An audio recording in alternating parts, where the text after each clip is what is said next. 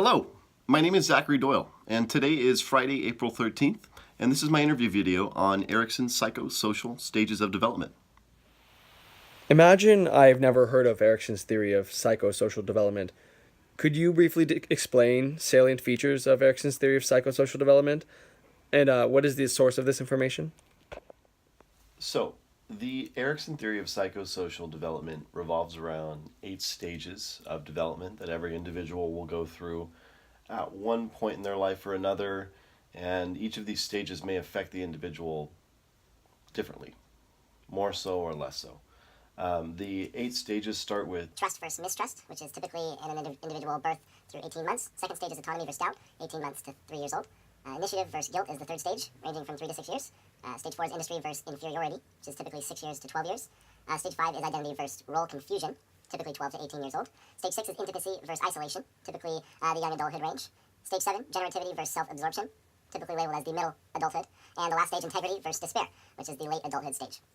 one last point to note is that typically the first 3 stages of development revolve around a familial and parental influence, while stage 4 and 5 is mainly influenced by school peers and fellow classmates and teachers. I got all this information from the 12th edition of Educational Psychology, Theory and Practice by Robert Slavin. At what stage of development do you see yourself now? Why do you think so? I would place myself in a transitional phase between stage 6 and stage 7.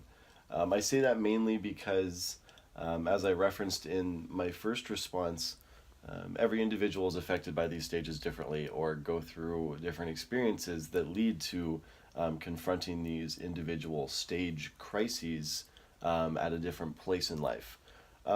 So I'm not married. I'm 26 years old, and that alone would classify me into stage 6 by way and by means of Erikson's psychosocial stage of development. However, I've been working with children and knew that that was what I wanted to do for years, and that generativity of wanting to teach and educate and guide the next generation places me in stage 7. So that is kind of 2 approaches as to why I believe parts of me are stage 6 and parts of me are stage 7. Explain how being at this stage of development may influence your behavior and outlook in the classroom. On what do you base this explanation? Well, because I classify myself in 2 different stages, I have a little bit more to talk about. Stage 6 is primarily based on sharing your life with another individual. Now, because I don't have a significant other right now, and I'm in pursuit of a career that formulates around generativity, I'm able to, in my mind, take that companionship element to my life and apply it to my teaching so that I have a little bit more time and dedication that I can spend on my profession and guiding these new students and this new generation into fruition. Because one aspect of Erikson's psychosocial stage of development is that there's always an antithesis to this goal of each stage. So stage 6 is intimacy versus isolation. So I'm trying to save myself from isolation by using the intimacy of my work to fill that gap. And in stage 7, we have generativity versus self-absorption. So I'm trying to use my job, which the generativity has come pretty naturally to me because I've been doing it forever.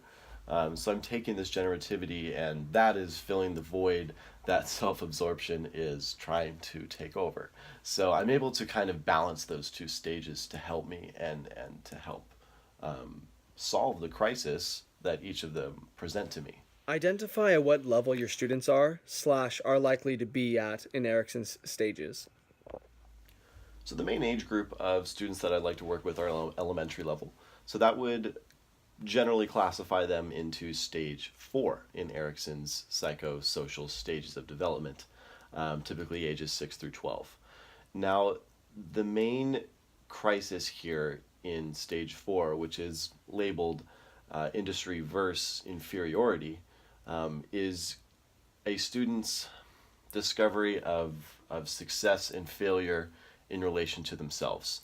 So success and failure start to become more influential in their lives.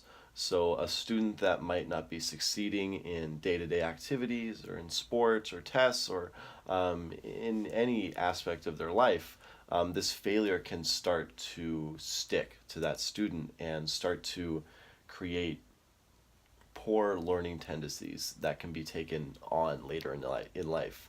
But vice versa, with success, students that are showing success and are experiencing that get that gratification and they see that payoff for their hard work, which then can create good learning tendencies. Another aspect of this stage that is particularly notable is this is the first stage where the primary influencing factor for the individual student is no longer family or parents. It's stepped more into a peer-related influence and a student, fellow classmate-related influence, and teachers becoming a primary influencer in the student's life.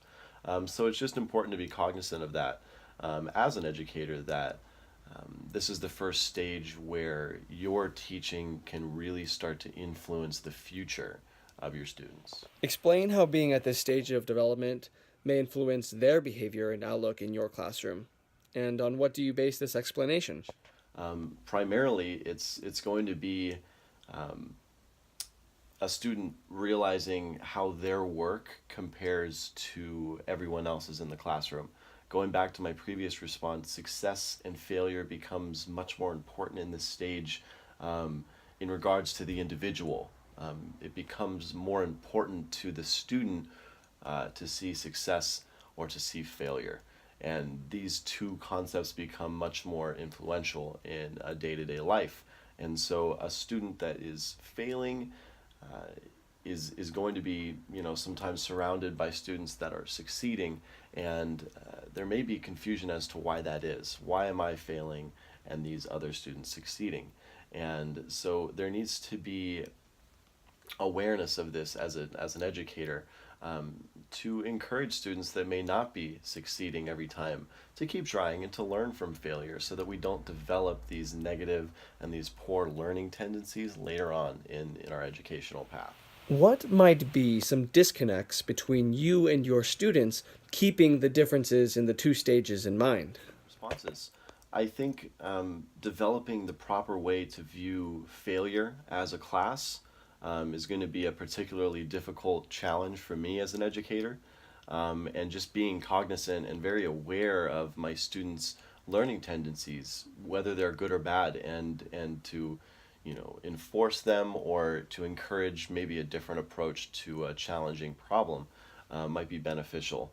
It's just very important to set your students up for success later on in their learning career, and it's important not to leave certain connotations in a student's work that might lead back to the negative tendencies that I was talking about previously.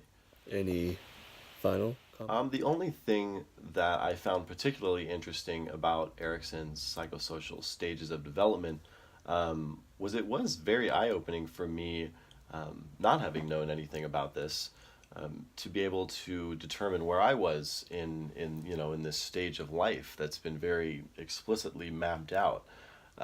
However, after reading all the stages, being that I classified myself in two different stages, I think it's important to note that this is just a single approach to a social development of an individual, and that it doesn't necessarily take into consideration all the factors of life that go into the development of a social consciousness and a psyche. So I just think it's important to note that it's a great resource to reference and maybe to generalize a class and to know generally where your students are and where to work. But I think to use it as a rule of thumb and an all-encompassing approach to social consciousness, I think would be a little much.